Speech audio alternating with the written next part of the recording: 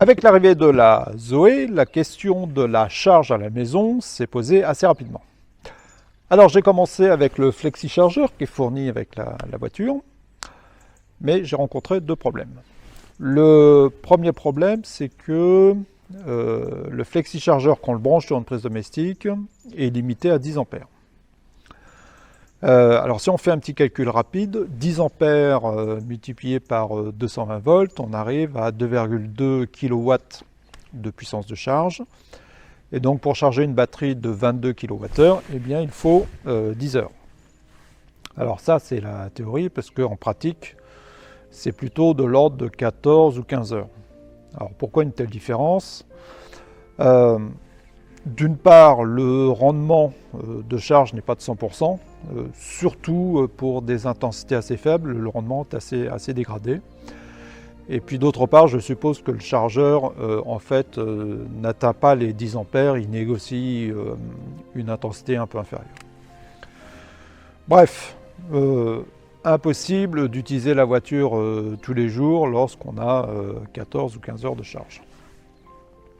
Deuxième problème, programmation.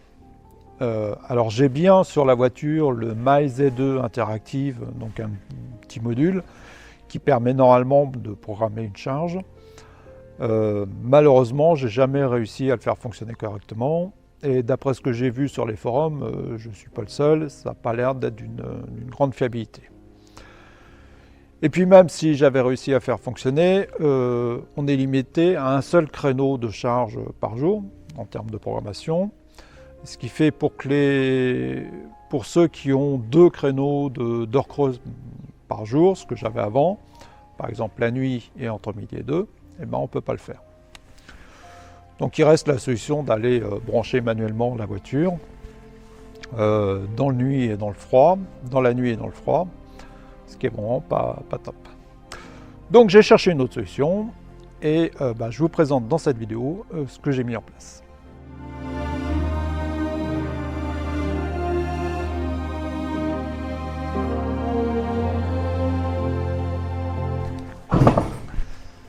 Allez, quelques précautions avant de démarrer.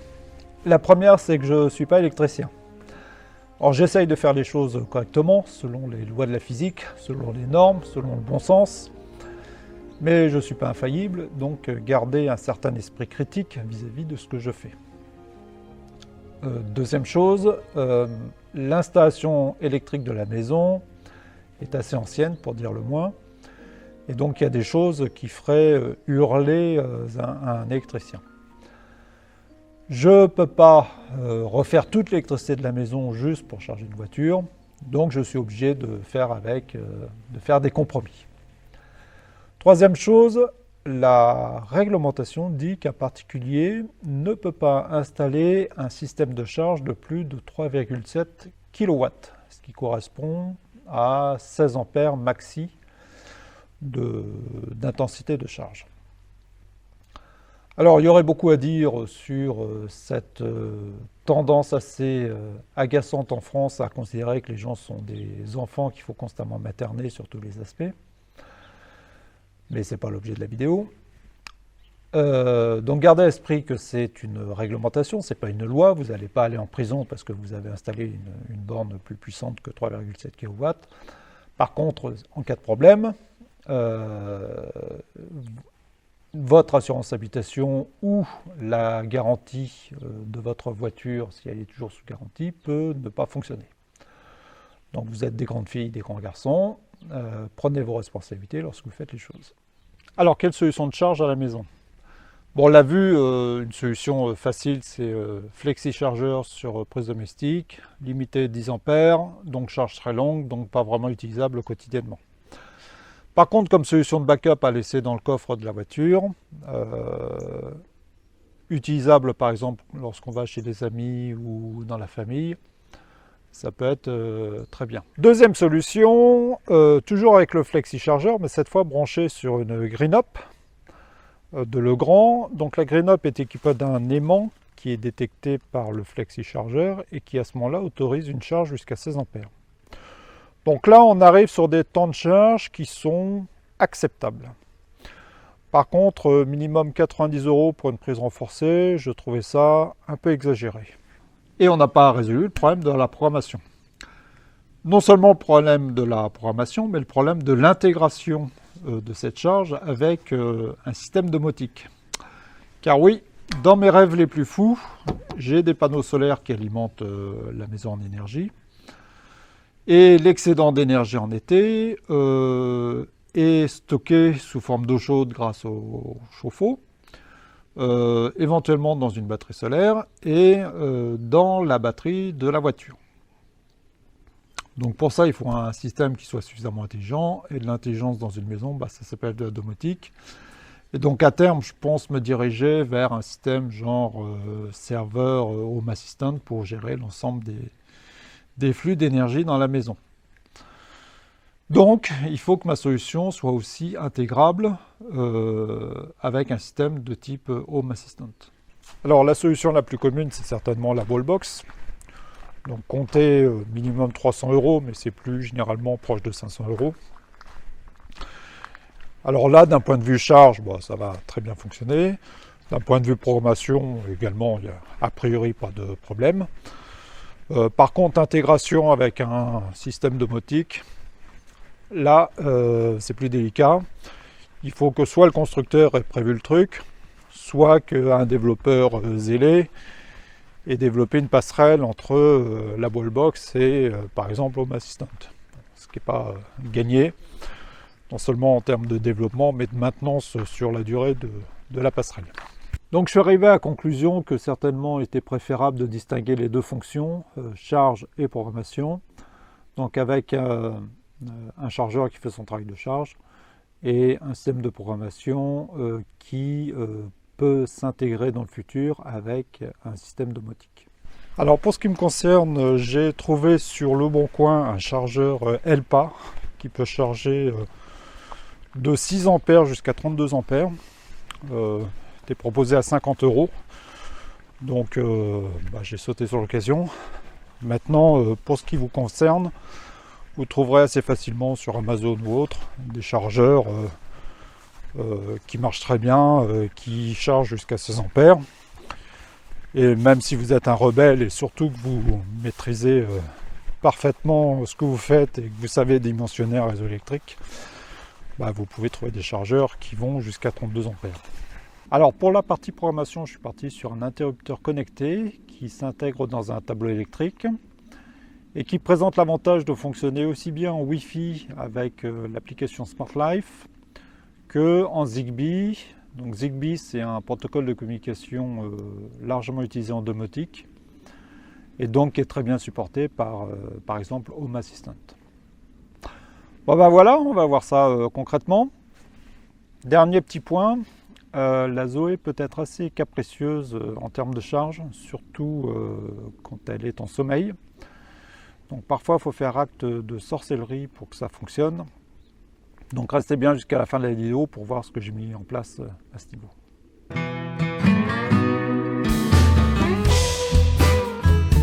J'ai fait l'acquisition de ce câble pour charger la Zoé. Donc type 2 d'un côté, prise industrielle de l'autre. Et puis j'ai un chargeur qui est un Elpa EVR1 qui peut charger de 6 ampères à 32 ampères avec une puissance correspondante de 1,4 kW jusqu'à 7,3 kW. Alors pour ce qui me concerne en ce moment, je suis à la maison en triphasé 9 kVA, ce qui veut dire que sur chacune des trois phases, j'ai au maximum 15 ampères. Donc moi je vais me situer pour l'instant dans cette plage de fonctionnement. Après je vais peut-être passer en monophasé justement pour avoir plus d'ampérage sur ma phase. Et à ce moment-là je pourrais peut-être monter à 32 ampères. 32 ampères, 7,3 kW, ça veut dire que je peux charger ma batterie de 22 kWh en un peu plus de 3 heures. Alors que là, pour la situation actuelle, ça sera plutôt de l'ordre de un peu plus de 6 heures. Alors, inconvénient du matériel d'occasion, c'est que une des broches, s'est détaché de son emplacement. Bon, j'ai trouvé ça sur Amazon. Je vous mettrai un lien. Ça coûte une vingtaine d'euros. Donc avec les deux parties, partie mâle, partie femelle. C'est du 32 ampères. Bon, donc pas la peine de se priver.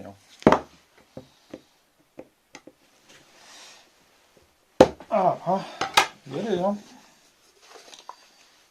Ok. Ne faisons pas la bêtise d'oublier un truc.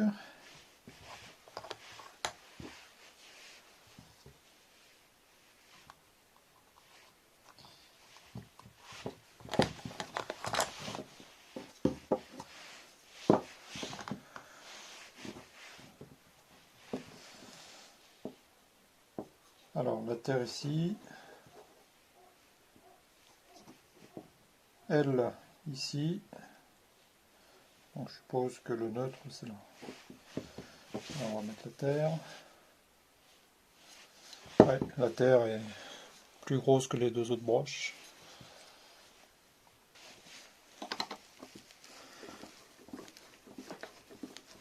Elle, c'est la phase. Et c'est tout sauf bleu.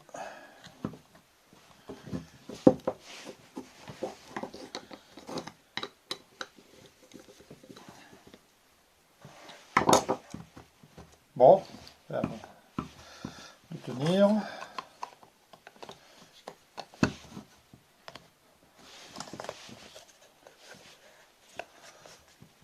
On va reverrouiller ça.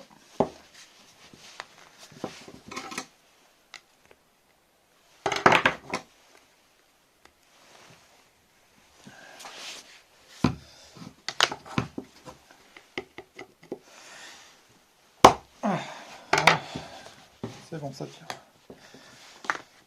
Et on va visser ça.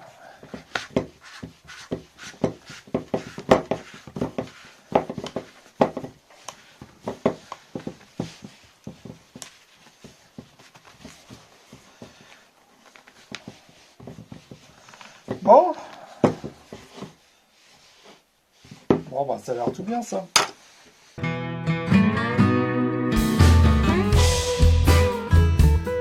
Bon, voilà la chose que je vais essayer de réutiliser, enfin de réutiliser. Ça, je pense que c'est un disjoncteur. Je vais le virer, j'en ai plus besoin.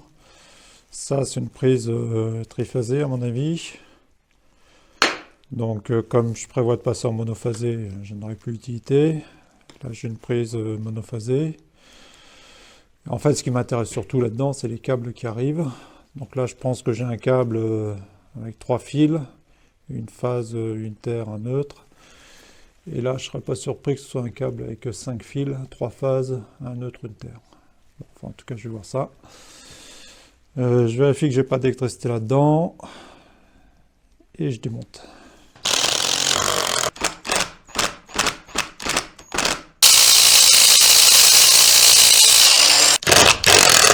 Ouais, ça y est.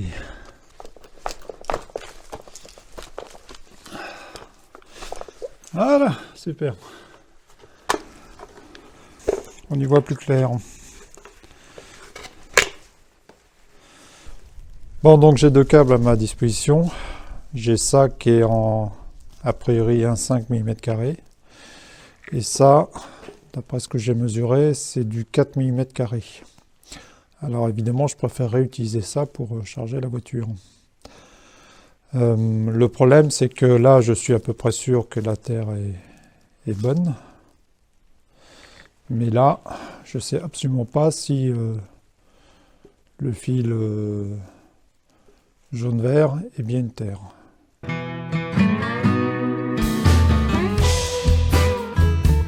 La Zoé étant sensible à la résistance de la prise de terre, j'essaye de déterminer si un des fils arrivant dans la grange est raccordé à la terre de la maison. Pour cela, je branche mon ohmmètre sur celle-ci et teste la continuité des différents fils. Ouais. Bon, je crois que j'ai compris ce qu'ils ont fait. Ça, c'est pas un départ de terre, c'est une arrivée de terre. En fait, je pense que au bout, il y a un piquet. Ils se sont dit plutôt que de s'embêter à tirer la terre depuis la maison, eh ben, on va remettre un piquet dans la grange, et puis ça nous fera une terre. Le problème, c'est que tu n'as pas le droit de faire ça sur une installation. Il faut que tous les piquets de terre... Enfin, tu as le droit de mettre plusieurs piquets de terre, mais il faut que tous les piquets de terre soient reliés ensemble. Sinon, tu n'es pas sûr qu'ils sont tous au même potentiel. Et tu vas au-delà de problèmes.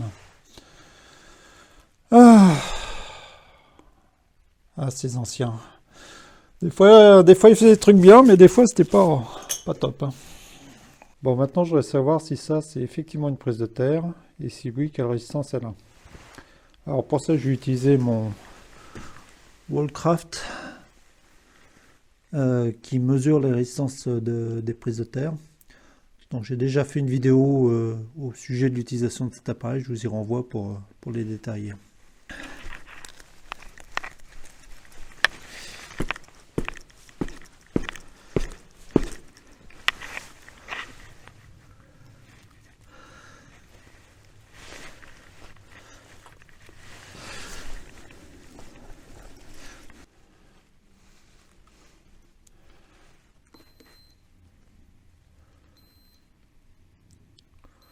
Ouais, 129 ohms, c'est pas excellent,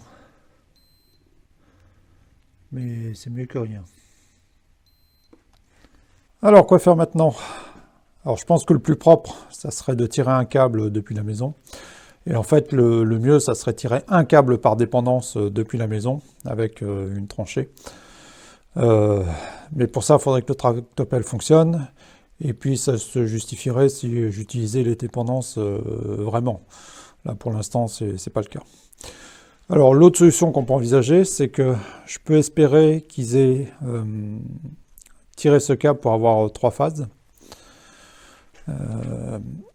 Et qu'ils aient utilisé ce fil de terre, là, enfin ce fil jaune et vert, pour amener une phase.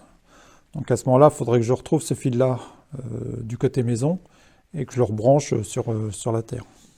Je vous épargne les heures passées à retrouver et recabler correctement des fils qui traversent 3 dépendances et une multitude de boîtes de dérivation. Et où un fil vert-jaune peut être aussi bien une phase qu'une terre. Ah. Souris. Bon, après bien des difficultés, on arrive à quelque chose d'à peu près correct. Donc là, j'ai un câble en 1,5 avec 3 fils de 1,5. Bon, pour l'instant, j'en ai pas l'usage, je vais le laisser en attente là. J'ai ce gros câble-là qui part je ne sais où, qui va rester là en attente aussi. J'ai une terre là, reliée à un piquet. Et là, j'ai l'électricité qui arrive de la maison sous forme de 2 phases, plus une terre, plus un autre. Tout ça sur les bons fils, avec le bon code couleur. Donc là, on est bien. On va pouvoir passer à la phase suivante.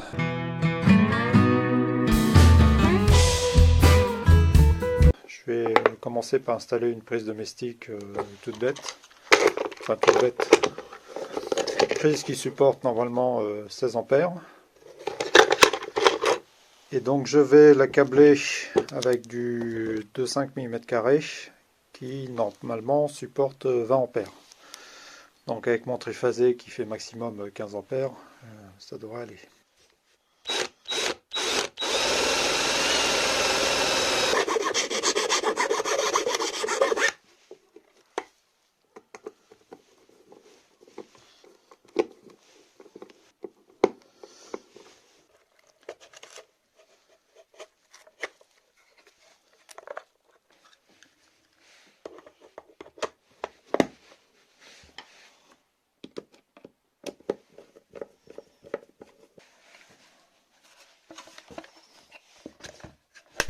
Bon, il me reste à raccorder ma prise au réseau. Donc, neutre ici.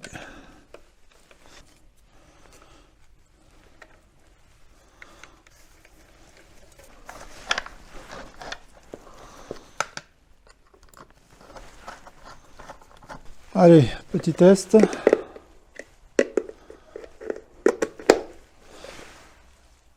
C'est très bien ça, super.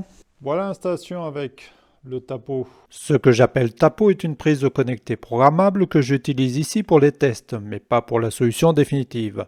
Je n'en ferai donc pas une présentation détaillée, mais vous trouverez un lien concernant ce produit dans la description.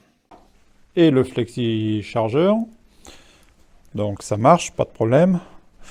Sauf que la puissance est très limitée et donc le temps de charge très long. Là, vous pouvez voir le problème de la charge avec le flexi chargeur sur une prise domestique normale. Il annonce 14h30 pour charger la batterie alors qu'on est à 16%. Donc largement plus que les 8 heures d'heure creuse du Tempo.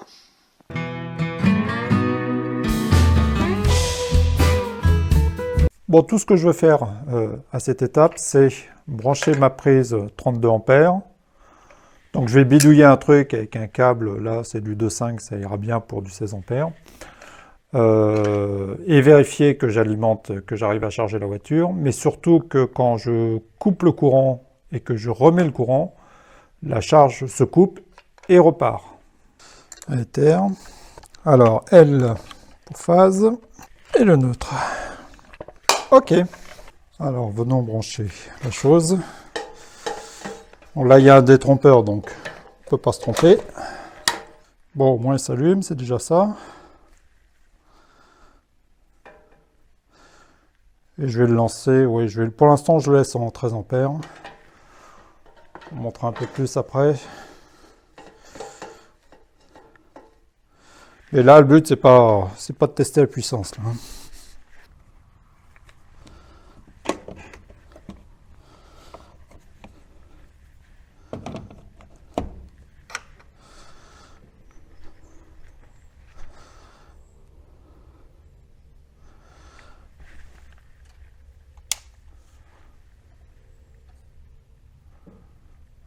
Le rouge. Bon, je vais faire une tentative à 16 ampères. Allez, 16 ampères.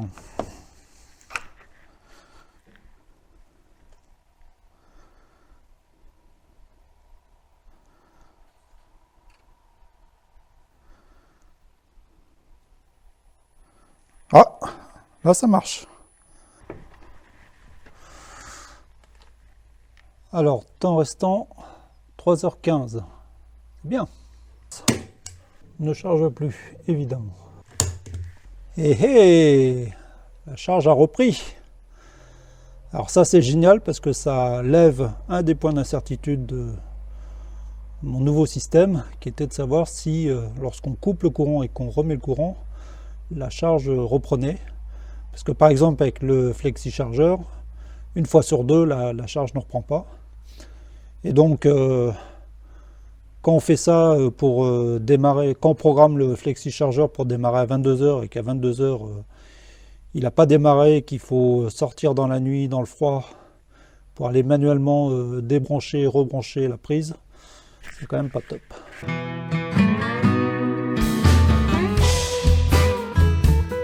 Alors pour commander mon chargeur, je vais utiliser ce petit appareil qui est un interrupteur connecté.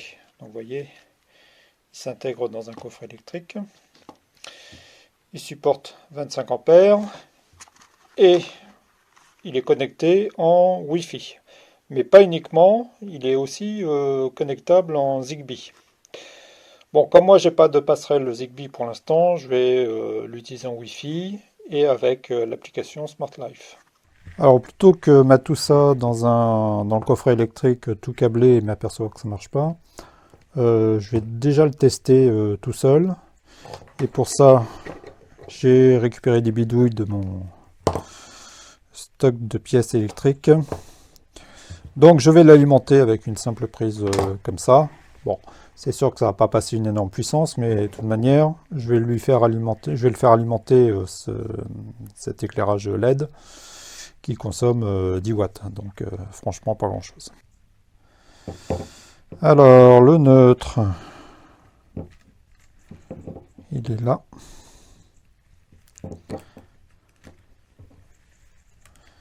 Alors il me semble bien que les LED sont sensibles à la polarité. Allez, on lance. Alors ça ne fait absolument rien. Il faut peut-être appuyer là. Hop! Ah, ça fait peur l'animal. Bon, bah au moins, ça marche. Alors maintenant, reste à voir comment on commande cet engin. Bon, première étape, installer l'application. Alors, Play Store, Smart Life App.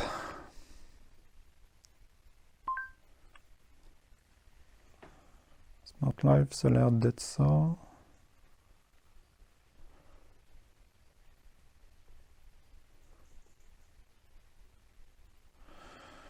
Oui, bah, je l'ai déjà installé sur ma machine, ok. Alors, qu'est-ce qu'il faut faire? Il faut faire un appui long sur Power, attendre 5 à 10 secondes.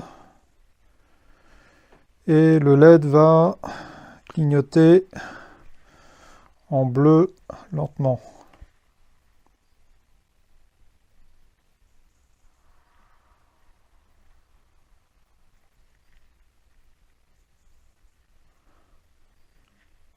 Ça y est. Ah bah il a déjà trouvé, impeccable.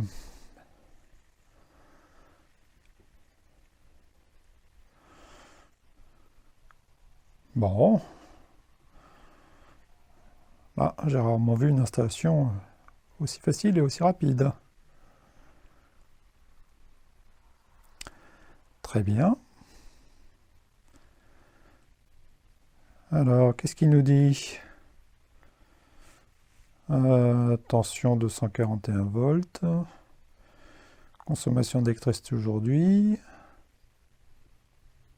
Ok. Si j'appuie sur l'interrupteur. Oh, bah c'est bien.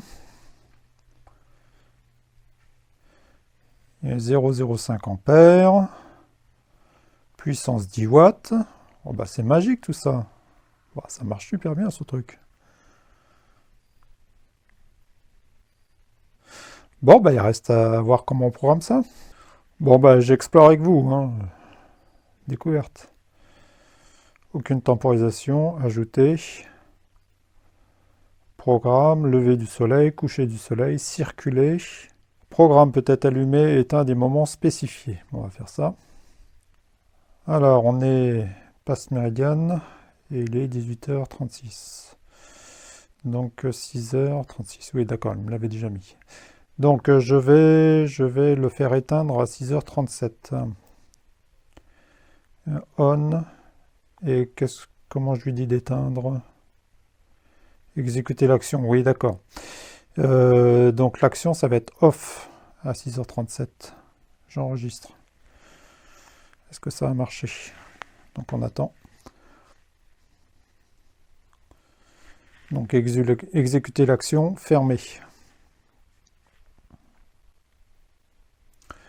Il peut y avoir une erreur de chronométrage d'environ 30 secondes. Ça va, c'est pas dramatique.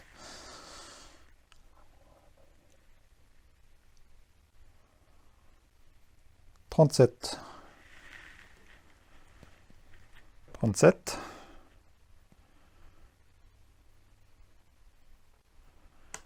Eh, super!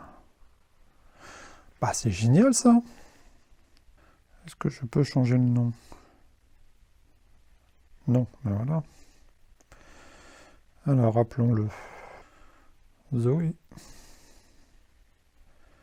Enregistré, impeccable. Donc l'avantage avec ça, par exemple, c'est que même si vous êtes en heure creuse, heure pleine normale, où vous avez deux créneaux d'heure creuse, bon, il y a un créneau la nuit et un créneau en gros entre midi et deux, ça je ne peux pas le programmer avec la Zoé sur la voiture elle-même, parce que la voiture elle-même n'autorise qu'un créneau de charge, alors que là vous faites absolument ce que vous voulez.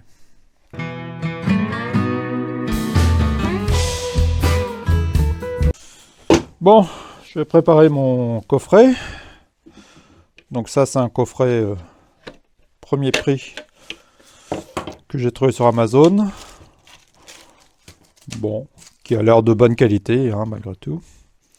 Je vous mettrai un lien. De toute façon, je vous mettrai un lien sur tout le matériel utilisé dans cette vidéo. Dans ce coffret, je vais mettre mon disjoncteur différentiel de 30 mA et en type A, Alors ça c'est important. Pour tous les équipements qui ont une composante de courant continu, il faut un type A. Donc ça concerne évidemment les recharges de voitures, les plaques, les lave-linges, etc. Après je vais avoir un disjoncteur 16 ampères. Et puis pour finir, mon programmateur connecté. Bon, et puis je vais commencer le câblage de mon coffret. Alors là j'ai pris du 10 mm², donc très large. Hein. J'ai pris ça chez Brico Dépôt, ça se vend au mètre. Bon, en termes de câblage, ce que j'ai prévu, c'est que je fasse l'arrivée par là. Donc je vais attaquer sur mon différentiel. Je sors du différentiel par le bas. Je remonte à l'entrée du disjoncteur par le haut. J'ai deux sorties du disjoncteur par le bas. Donc une sortie qui va aller sur une prise domestique normale pour l'usage courant. Et puis sortie qui repart vers l'entrée du programmateur. Avec une sortie donc, qui ira sur ma prise 32 ampères pour charger la voiture. Allez, je suis pas un pro. Hein.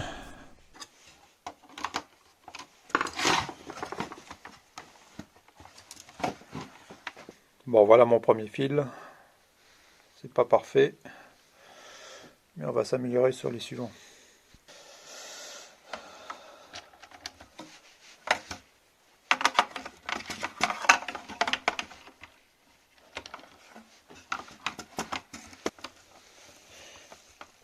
Alors voilà mon coffret pré-câblé.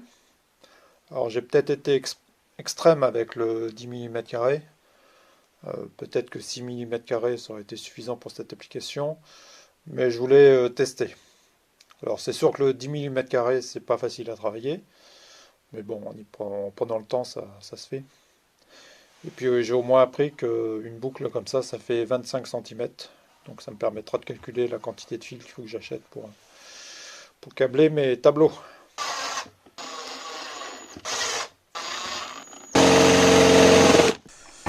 J'ai décidé de mettre mon coffret juste à côté du bloc prise. Pour raccorder les prises, la prise 32 ampères, je vais la raccorder avec ce qui est indiqué normalement, ce qui est la norme, du 6 mm².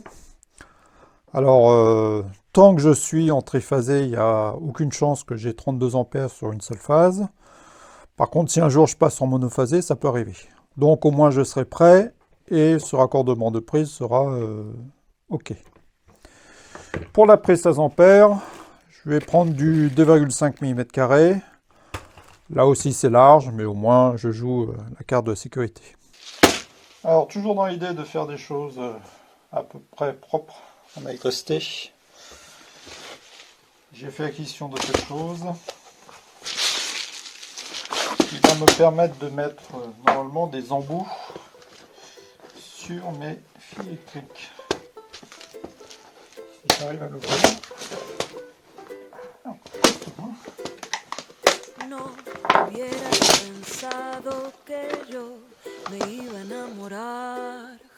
Alors on a une pince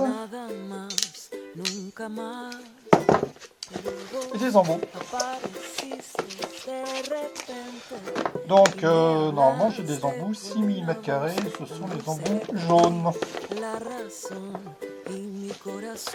Alors comment s'ouvre cette chose? Voilà.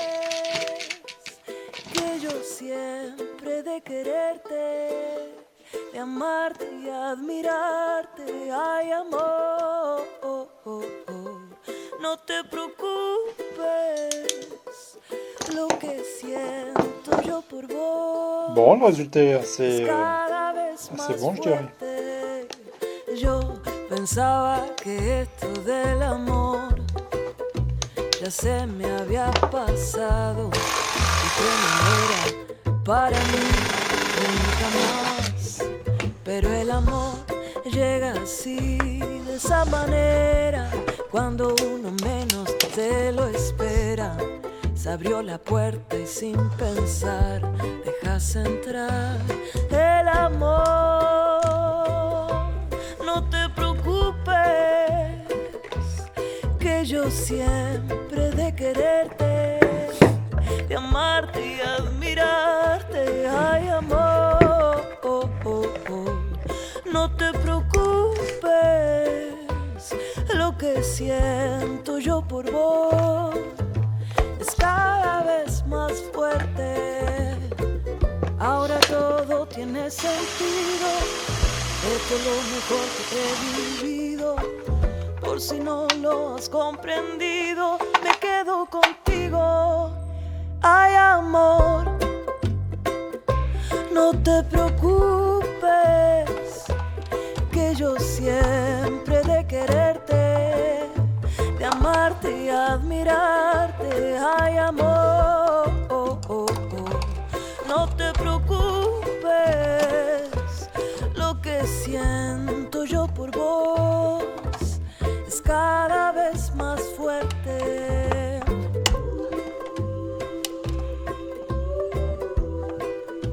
Alors là, je vais brancher phase et neutre de cette phase-là. Bon, c'est assez joli avec les embouts.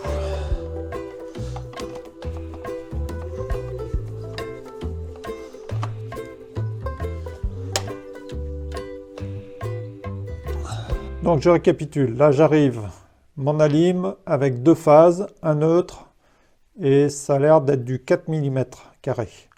Donc ça va supporter à l'aise 16 ampères jusqu'à 20 ampères, mais pas beaucoup plus. Donc ça arrive sur mon disjoncteur différentiel 40 ampères, 30 mA de coupure. Je ressors en 10 mm carrés, donc là je suis super large pour aller sur le disjoncteur 16 ampères. Sortie du disjoncteur 16 ampères, je pars d'un côté sur la prise de 16 ampères en 2,5 mm carrés, donc là je suis bon. Et d'autre part, je vais sur le programmateur qui lui supporte 25 ampères et sort vers la prise 32 ampères en 6 mm carrés. Bon, pour ce qui concerne les prises, là je suis en 32 ampères raccordé avec du 6 mm carrés, donc je suis très bon, il n'y a pas de problème. Là je suis en 16 ampères avec du 2,5 mm carrés, donc là aussi je suis bon. Donc ce qui est raccordement des prises, il n'y a pas de problème. Après, le problème que j'ai, c'est la limitation de l'arrivée de cette alimentation. C'est pour ça que j'ai mis un disjoncteur 16 ampères là. Donc je ne prévois pas d'alimenter la Zoé à plus de 16 ampères pour l'instant. Si je devais un jour passer en 32 ampères, il faudrait que je change évidemment ce disjoncteur. Il faudrait que je change le programmateur qui lui supporte 25 ampères max. Le disjoncteur différentiel, lui, pourrait rester, il supporte 40 ampères. Et puis bien sûr, il faudrait que je refasse toute l'alimentation, que j'amène un nouveau câble, certainement faire une tranchée, etc. Mais bon, pour l'instant, charger la Zoé à 16 ampères, c'est largement suffisant pour mes besoins. Petite zone d'incertitude là, sur les terres, puisque j'ai la terre qui arrive de la maison, qui est là, et j'ai la terre qui arrive du piquet, qui est planté au niveau de la grange, qui arrive là. Donc je les ai raccordés. Je ne suis pas sûr que ça soit bien dans la norme. Bon, et ces terres alimentent évidemment les deux prises qui sont là. L'autre élément d'incertitude, c'est que là j'ai un disjoncteur 16 ampères, sachant que je veux charger la Zoé à 16 ampères, donc je suis peut-être un petit peu limite sur le disjoncteur là. Bon, si je vois que ça ne passe pas, je mettrai un 20 ampères, sachant que tous les autres composants et la lime et les prises supporte largement 20 ampères, donc ça ne sera pas un problème. Bon, j'ai remis le courant, rien n'a sauté pour l'instant. Je vais mettre mon petit testeur de prise.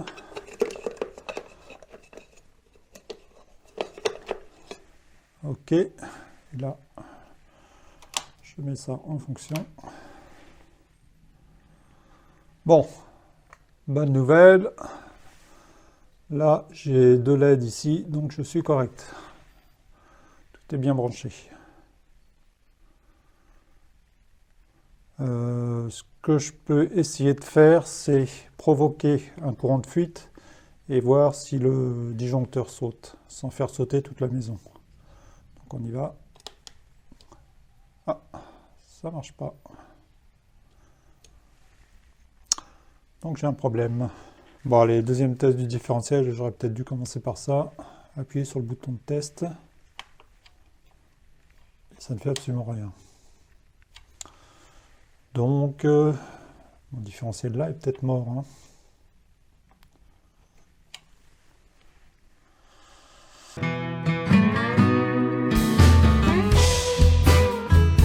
Je vais brancher ça, mon chargeur, voir ce que ça donne.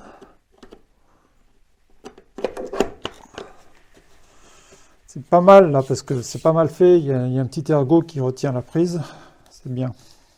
Allez, on remet en marche l'interrupteur. Bon, bah il est alimenté, prêt à envoyer du 16 ampères. Donc on va pouvoir tester ça avec la voiture.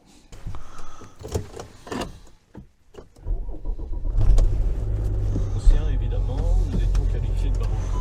Alors vous avez dès le départ, les sabots, c'est toujours très différent, parce que vous avez fait de la flûte, du clavecin, du pianoforte, bien le port de gambe, bien évidemment, bien sûr.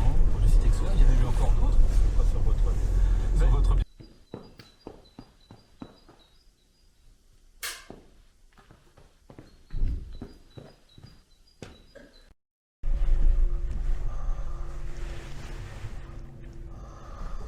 Bon, allez, premier test.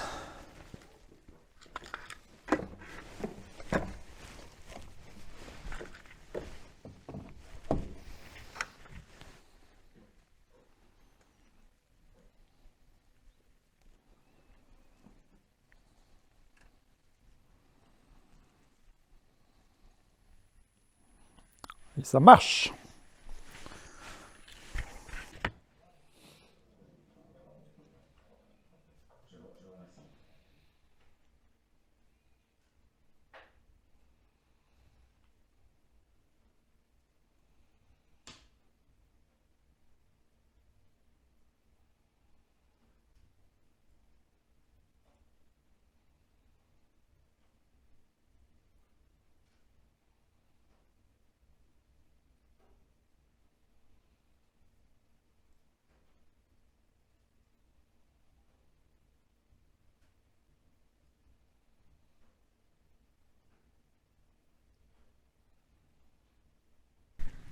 Alors, où en est-on ce matin avec la Zoé? «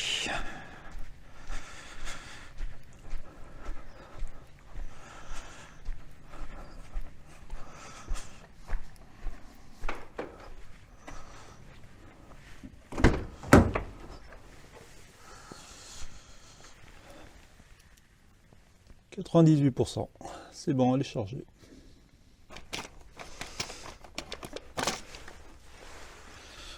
Alors vous voyez, ça c'est l'ancien, ça c'est le nouveau. Apparemment ils ont changé de génération et de design sûrement entre les deux. Bon, voyons ce que ça donne.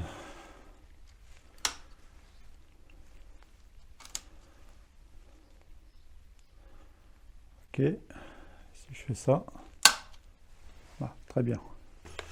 Je vais tester avec ma petite prise de test. Donc là on est bon. C'est bon. Eh ben très bien.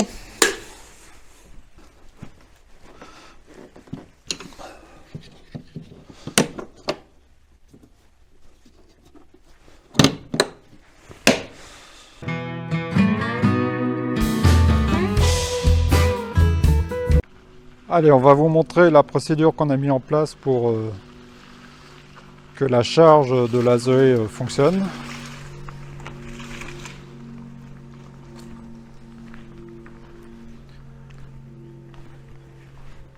Donc Anastasia arrive, elle sort de la voiture, ferme la porte, vient mettre en marche l'interrupteur. Pendant ce temps-là, vous avez entendu que la voiture s'est verrouillée automatiquement. Elle déverrouille la voiture avec la télécommande, reverrouille la voiture, utilise encore la télécommande pour déverrouiller la trappe de charge.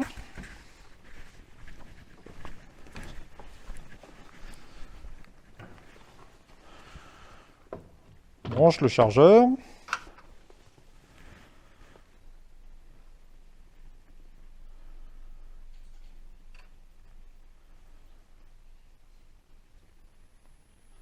Ça y est, la charge est démarrée, on entend. On peut vérifier au tableau de bord. Mais surtout, il ne faut pas toucher la voiture à cette étape.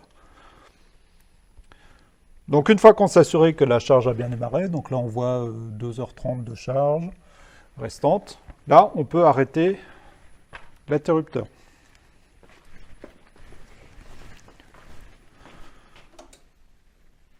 Voilà, charge arrêtée.